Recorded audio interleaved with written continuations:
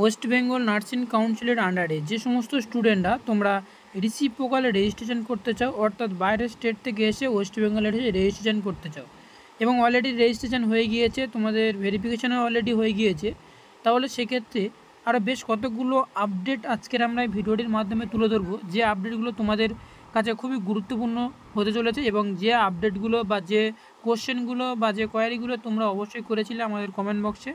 তো সেই জন্য আমি আজকের ভিডিওটিতে বেশ কতগুলো ইম্পর্টেন্স আপডেট নিয়ে তোমার সামনে হাজির হলাম আজকের আমরা এই ভিডিওটির মাধ্যমে। এবং ফার্স্ট যে 1 নম্বর যে কোশ্চেনটা আমরা রেখেছি সেটা হচ্ছে কি, দেখো যে এনওসি আসার কতদিনের মধ্যে আমাদের রেজিস্ট্রেশন জেনারেট হয়। খুবই ভালো কোশ্চেন করেছো, এটা প্রত্যেকে জানা দরকার। দেখো যে একটা রেজিস্ট্রেশন যে ফার্স্ট টাইম একটা তোমাকে এনওসি আসবে এবং এনওসি আসার পরে রেজিস্ট্রেশন জেনারেশন হয় 10 থেকে 15 দিন বা 10 দিন, এরকমই তোমাদেরকে টাইম লেগে যায় অলরেডি একটা মানে রেজিস্ট্রেশন জেনারেশন হতে।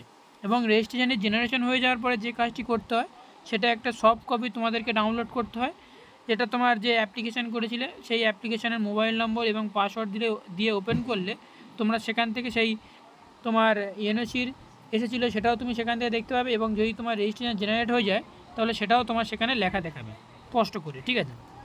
1 নম্বর গেল।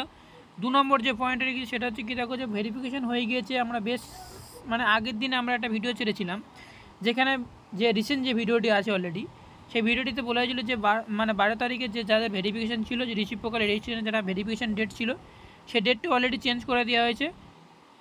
এবং সেখানে তোমরা অনেকে কমেন্ট করেছিলে যে দাদা আমাদের মানে বেশ ওই ডেটে আমাদের যে 12 তারিখে ভেরিফিকেশান ছিল সেই ডেটে আমাদের নাম নেই। তাহলে আমরা সেটা কী করব, প্রত্যেক স্টুডেন্টদের উদ্দেশ্যে বলবো যে দেখো তোমরা ওখানে কিন্তু আলাদা আলাদা ডেট করে দেওয়া হয়েছে। ফার্স্ট টাইমে 1 নম্বরে সেটা হচ্ছে 11ই জুন করা হয়েছে, তারপর 18 আছে, এরকমই স্টেপ বাই স্টেপ নাম অনুযায়ী তোমাদেরকে দেওয়া হয়েছে, ঠিক আছে। এবং যে সমস্ত ক্যান্ডিডেটদের তোমাদের নাম নেই, 12 তারিখের ডেট অলরেডি রয়েছে, সেই সমস্ত স্টুডেন্টরাকে অবশ্যই তোমাদেরকে হয়তো ডেট দেওয়া হবে নেক্সট টাইম।